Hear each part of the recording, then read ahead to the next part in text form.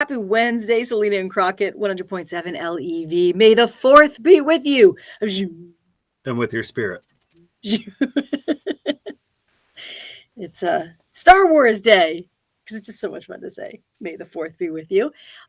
Today's also Wednesday, and did you do it? Did you hit the snooze button? You're most likely to hit the snooze button on this day. I have 14 alarms before my spaghetti-o alarm goes off. So yes.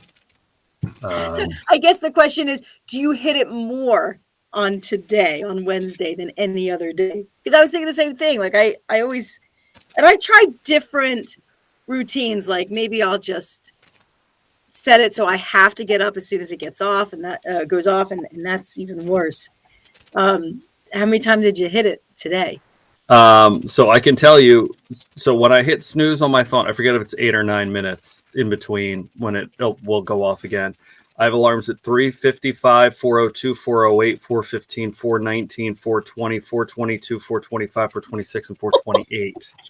That's a lot of, are they alarms? Like that's a lot of ringing and bells going off in the morning. Does your wife sleep through all of that? The first one will go off and then I put it under my pillow. And then I'll just keep snoozing it under my pillow. When I have to be in the studio, it goes 2:52, 2:58, 3:05, 3:09, 3:11, 3:16, 3:19, and well, you get the picture. So I don't know what I actually snooze or what it's just me. I have built-in alarms that in essence are snoozes. Pretty much is the way I look at it. RL, good morning. Dave, happy hump day. May the 4th be with you. Kelly, good morning. Shane, and the supplementary number. Yes. Your wife sleeps through it all. She's managed to train herself not to wake up to your alarms. If the big alarm clock goes off, yeah, she jumps out of bed. She doesn't jump out of bed, but even then she sleeps through. My wife has a terrible time getting to sleep. Once she is asleep, she's typically pretty good. Like won't even flinch when I'm moving around and stuff like that. But I think it's funny how you take your clothes out of the room so you don't wake your wife up, yet you have all these alarms going off in the morning. I have a feeling if that's not waking her up, I don't think you putting on soft clothes are going to wake her up. Well, no, I put my clothes on in the bathroom in the morning. Okay. I set all my clothes out and put them on in the morning. So that I'm not going through drawers and doing all that stuff. You're absolutely right. Like obviously a bunch of alarms are going off, but if I can eliminate as much of the sounds that I need to make, I try to do that. Joe, good morning, my friend. Thanks for checking in. Yeah, because what about you? What are you a snoozer? Are you Yeah, definitely. I definitely hit it. It probably goes off 3 times. And so you set I set 38 different numbers. So do you set like we'll just use 6 a.m. hypothetically.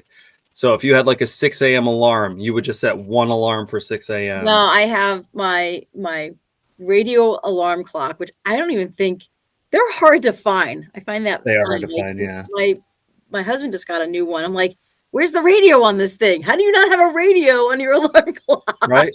This is our meat and potatoes. That's how I met my husband in radio, and you don't have a radio. So I set my old school, which is very hard because the buttons are starting to go. So I have that one, and my phone is the alarm. But I expect it. It's the But if it goes off 3 times, then it's like it only gives me like 3 times, I think, to hit snooze, something like that.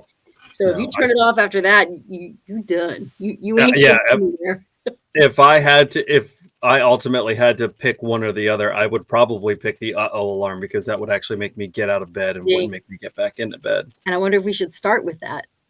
When we're always like, nah. I remember the beginning of the year, in January, I'm like, yeah, new me. I'm gonna get up with the first alarm.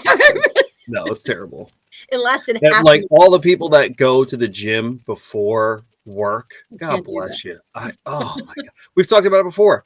We are morning show. Like our job is to be with you as you're getting your morning going. Mm-hmm. And we both love it. Talk to me if I don't get a shower and a cup of tea in the morning and see how much of a morning person I am. Mm-hmm. Like I don't just wake up and I'm all zippy. Like I need to get into it. So the people that go to the gym, the people that get up and decide to go to the gym, that made a decision to go to the gym. Whew, God Well, bless you. that's their shower. That's their zippiness. You know, they need that. I would literally need to be either paid or it'd be like, hey, if you don't show up, we're gonna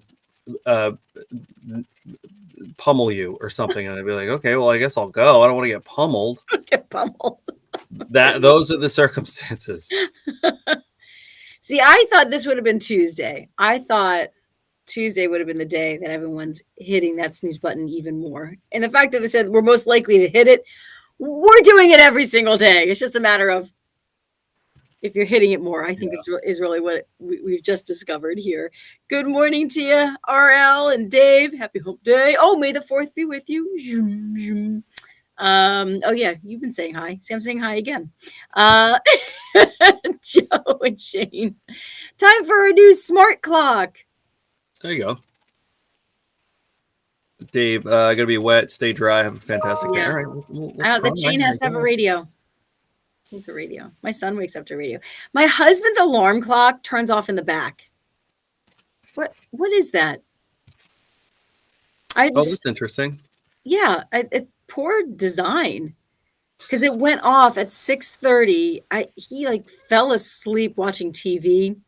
It was a Saturday or Sunday morning, and I was in bed, and his alarm went off, and I'm like, what's going on? Because I'm at work when his alarm goes off.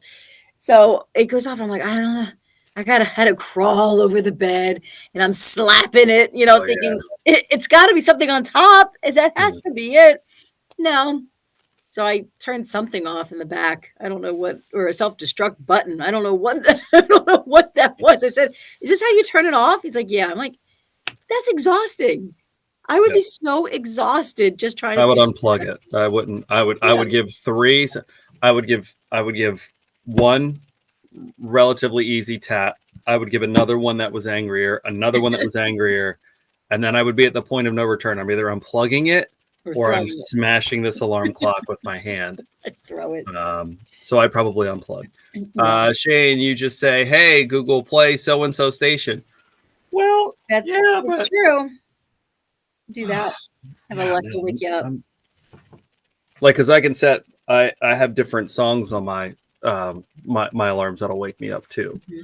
So they start like more on the lighter side of things, and then by the time I get to 4:30, it's like AC/DC-ish. I was gonna say 9 Inch Nails. Yeah. Hey, coming up, we're gonna be talking about the food that you're passionate about, especially when it comes to toppings. People are very passionate about the toppings on their hot dogs. That was the number one food item that people are like, whoa. What are you putting on top of your hot dog? They better not be ketchup. That better not.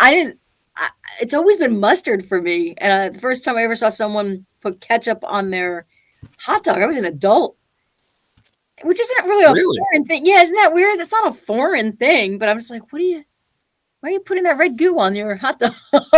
Now I put it all on. I'm like, now I just want to cover the taste of the dog. Turns out the dog is only good when you put stuff on it to cover. It's a vessel. It's a vessel. It totally is. Yeah. So we'll be talking about that coming up at 7. Also have your James Taylor tickets, 7:40, as we take a look at this day in history. Your spring bouquet from Michael Thomas Floral coming up around the bend at 6:40 with your nearly impossible question. Nearly. And your chance to cruise with the band Train. Choo-choo. No, not that. I don't want to confuse people. I hear cruise, I hear train. You're going on a cruise. Is that a boat or a train? You don't know. I hope there isn't a train in the ocean. You're going on a cruise with Train, Miami to Dominican Republic. So I'll be listening for that national keyword coming up at 9 this morning, and then at 12, and then at 3 with Josh Gears this afternoon. Wait, Becky made a comment that she doesn't do ketchup or mustard on anything. So what's your go-to condiment, Becky? Like if you're having something, I'm fascinated by this. I'm blown away by one of my mom's best friends eats everything like dry for like a burger.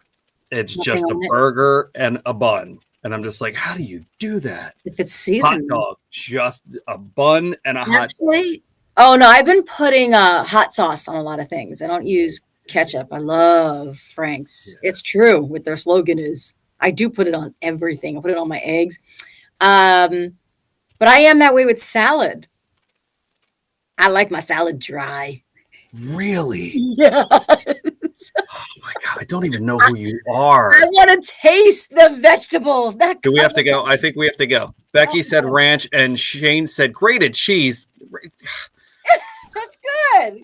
Grated cheese is good, but like you gotta. I went to pick up burritos yesterday. I think the person was very upset that I didn't put cheese on mine. I'm like, really? Like, I think they took a personal offense to it. I did too. Okay, goodbye, everybody.